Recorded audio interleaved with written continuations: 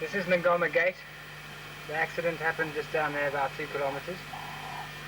And Helen and Gwyn have gone off to try and get a lift all the way to Third Bridge to meet Mark and his group. And with any luck they'll have some success, and if we can't get this thing actually driving, we might be able to. But if we can't get it driving, get Mark to tow us all the way home. Always look on the bright side of life. Having rebuilt the front end less than a month ago, I was well versed on how it came apart. In my safari kit, I always carry a box of odds and ends, just for such an emergency. It contains things like wire, Pratley's putty, duct tape, an assortment of threaded bar, more nuts, more wire, electrical connections, twin flex, solder, self-tapping screws. By the time I'd got it going again, the box was just about empty. Basically what we've done to repair the damage is to construct a supporting arm that runs down to the steering box and basically stops the radiator from moving backwards, makes it fairly stiff. We also tied it up with wire down here, a piece of wire going down there, which will stop the bottom of the radiator moving in a backward direction. We've tied up the brake lines up here fairly securely, still leaving enough room for the suspension to travel. We've tied up all the connections so they don't fall around. We've also fixed the fan. The blade down there was quite badly bent. We heated it up in a fire and hammered it straight. The radiator wasn't punctured, but what did happen is the expansion tank was holed, and it was holed in the bottom corner down here. And we've put a lot of Pratley's putty in there, and that seems to have sealed. Put a bungee cord over the top and tied it with string. Basically the string just stops the thing tilting backwards, and it's on a piece of foam to prevent the vibration working the Pratley's putty free. The other damage to the car, which is fairly serious, if one looks down there, one sees the tie rod end and steering bar are fairly badly bent. That's the steering bar, and the tie rod end, which is a little more difficult to see that it's bent, under there is slightly bent down and therefore has affected the wheel alignment fairly seriously. That's a joke, it's true. You'll see it's all a show. Keep on laughing as you go. On the first drive to Kavimba, I christened her the Strange Rover, and on our return a few modifications were made. First of all, we put this 4-pound hammer underneath the radiator to prevent the radiator moving up and down on the right hand side.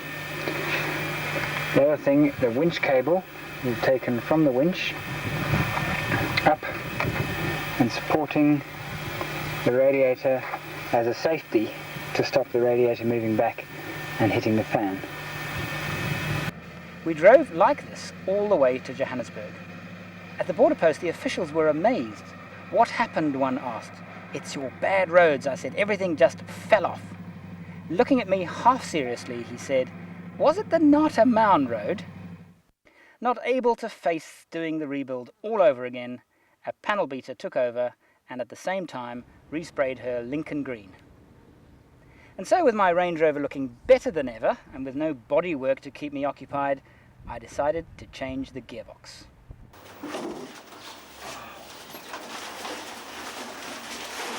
We've just taken the old gearbox out using this bit of pole, just like we've done here. It's hell of difficult to get it out. It's hell of a heavy. This is going to be more difficult though to get in because we've got to align it up, and it's just not a matter of shaking it around like the one we took out. Tell me about what you're doing on the Rangie. We're playing. What you playing with? Why are you playing? Must be humouring Andrew. You're humouring Andrew. Tell me more. The bits, you know. I do this like 5 days a week. Not on Range Rovers, classier cars than Range Rovers. And on Sundays, instead of picking my nose like the rest of society, I have to come along and whip out gearboxes for Andrew. But he's going to owe me. Doesn't know it yet. This is definitely lighter than the other one. Is it a bit light? I'm telling you it's lighter than the other one. Maybe he's got no parts inside. He's got one gear. Right, Andrew? No, not so much. More. Lift a bit more. Okay. Right, you can come stand down now. Right, just get my 2 long extensions, the 14 universal socket, and the ratchet. We'll just tighten these things quickly. Sausage.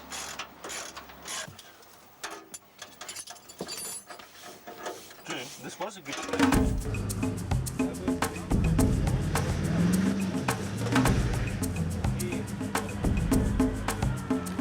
Learning at yet another club event. Maybe green vehicles aren't as good as white ones in the sticky stuff. Can't be me, so this must be the case.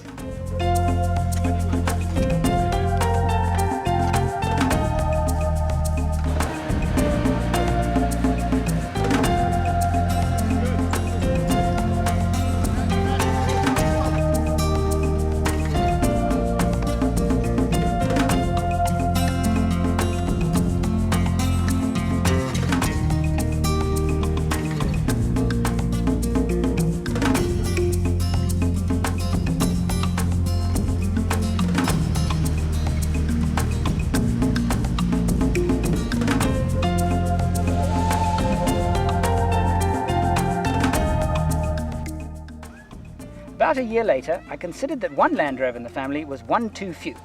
So I bought a brand new V8 Land Rover 110. Our new vehicle, clean and shiny for only a few days before it was put to the test.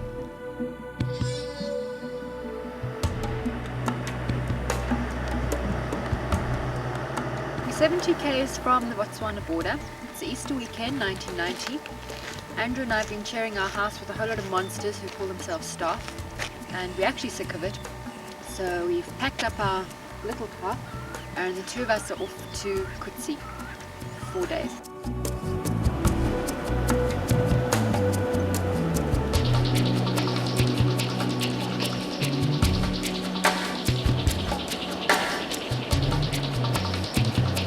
Our first trip on our new air-conditioned vehicle was to Kutsi Reserve, a small wildlife sanctuary in the southern Kalahari. Kutsi lies to the south of the great central Kalahari Game Reserve. It is true Kalahari, and all the pleasures of the Kalahari can be expected there. Wilderness, birds, and at some time of the year, big game.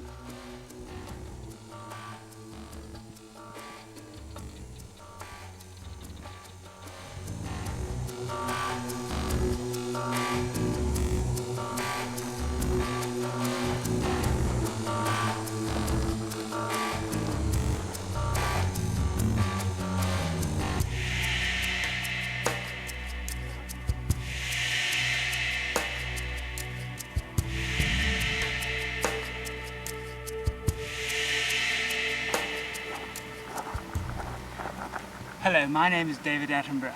Here's another one of these fantastic pans in the middle of this great open expanse of dried desert soil.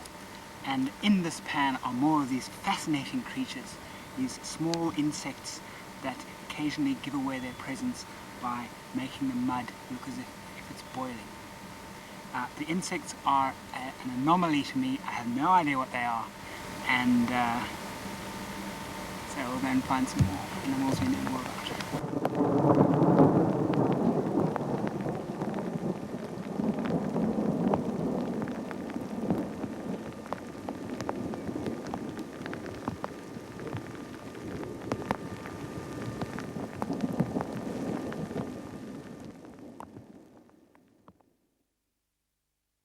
Later that same year, armed with complete faith and trusting in our invincible 110, and protected by a level of ignorance, We set out to do what the seasoned explorer might call insane. Alone, we drove across St.Pierre, lured by the mystique of Kokonya Island. Actually following the tracks of another vehicle very slowly, because this stuff, when it is wet, is totally impassable, and I don't actually feel like making fresh tracks, because then I have no way of gauging how solid the surface is or how wet the surface is. Everything looks incredibly dry and incredibly hard, but I'm still nervous that suddenly it's going to change. There's going to be there could easily be a patch in the middle of the pan that is wet, and if I drive into that wet patch, I'm not going to get out again, and even digging is not going to get us out of it, so it's a little bit tricky. It's hell of a hot. The amount of heat being reflected off this white surface is mind-blowing.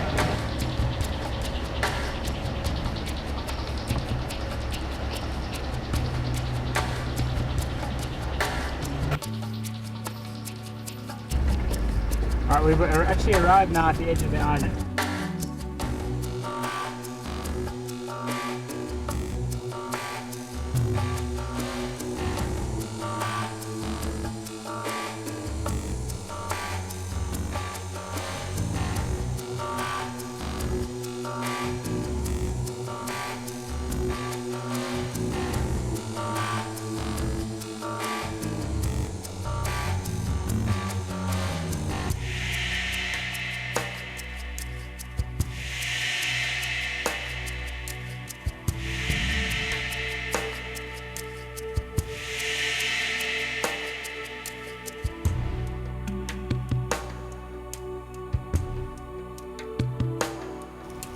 This is one of the most beautiful places we've ever been to in Africa.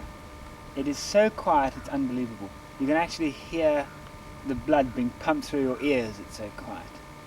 We've spent 2 nights here, and we've been the only people on the island. We've had a nice day yesterday exploring the island. We drove all the way around it, and we walked up to the kopje, and it is like a miniature Serengeti. It's absolutely delightful. Now a family event. I'm going to show you a bit of my wedding video. Don't jump up, and it's not what you think. You see, Gun and I got married on top of a mountain in the Waterberg, and the only way to get to the altar was by 4-wheel drive. So everyone who wanted to come had to endure the half-hour drive up steep hills and over rocks. It was a great way to eliminate the unwanteds from the guest list.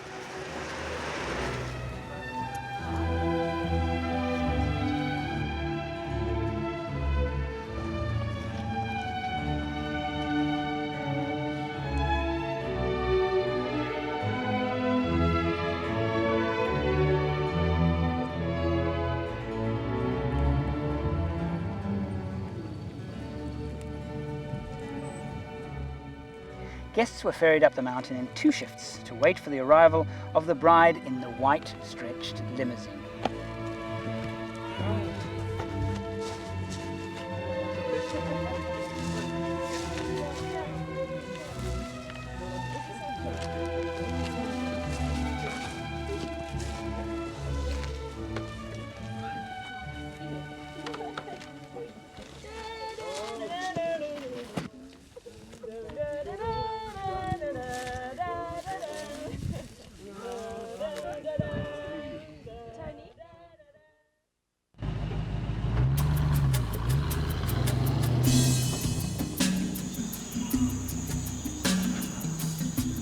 Our honeymoon destination turned out to be one of the wildest and most inaccessible places we had ever been to, Lupala Island in the Linyanti area of southern Caprivi.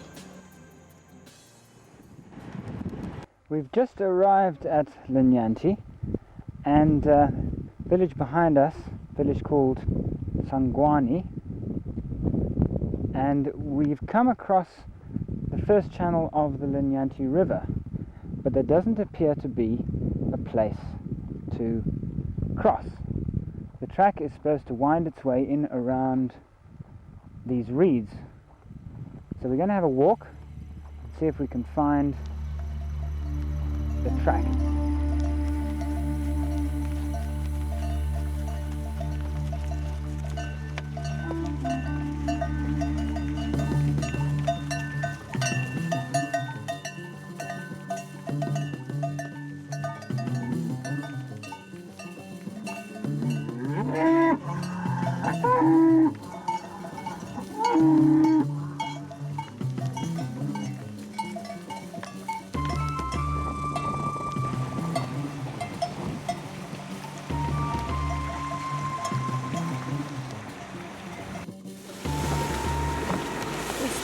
no joy in finding the area that we're looking for.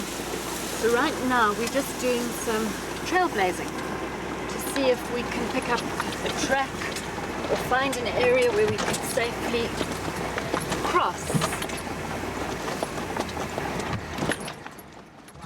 White. Yeah.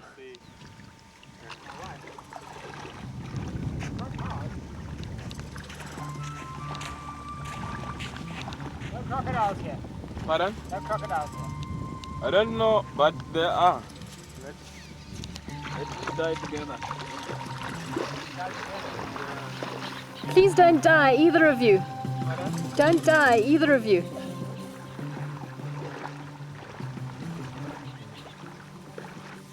Success at last, it would appear. We met this chap along the road, and he was born in Sangwali. He's now the school teacher at another little town called Malenga, not far from here. And he's kindly offered to come and give us directions on how to get to Impala. And a piece of old tacky until the last bit. But I'm afraid they just try. Think of God that they will be able to cross. Cheerio. Take care, hey? Okay.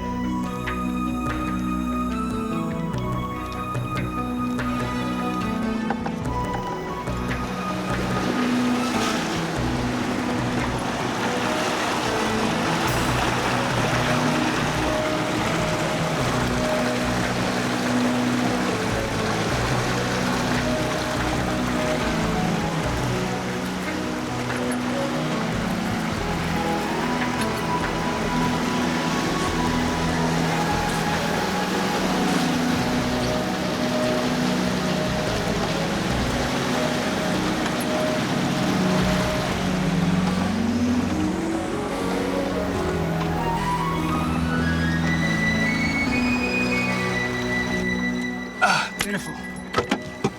We'll stick you at the last pass we don't say thank you to. Okay. Bye-bye. Thanks you.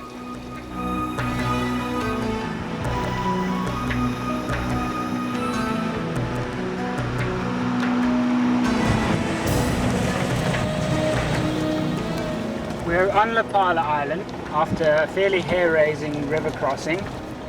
Now it's getting exciting because we're sort of trailblazing. There's a very vague track in front of us, and it's very heavily wooded. Darien is getting scratched, but it's fine because I think we're going to be going somewhere very, very nice.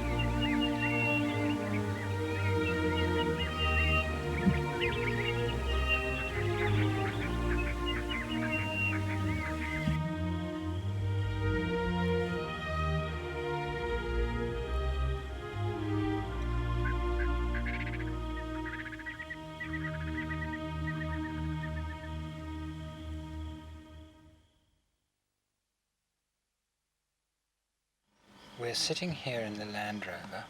Just below the right hand side our chicken is underneath the smoker cooker. It's a very dark night A hippo is making his way down the river towards our camp, and we elected to sit in the Land Rover because we don't want to get stomped on.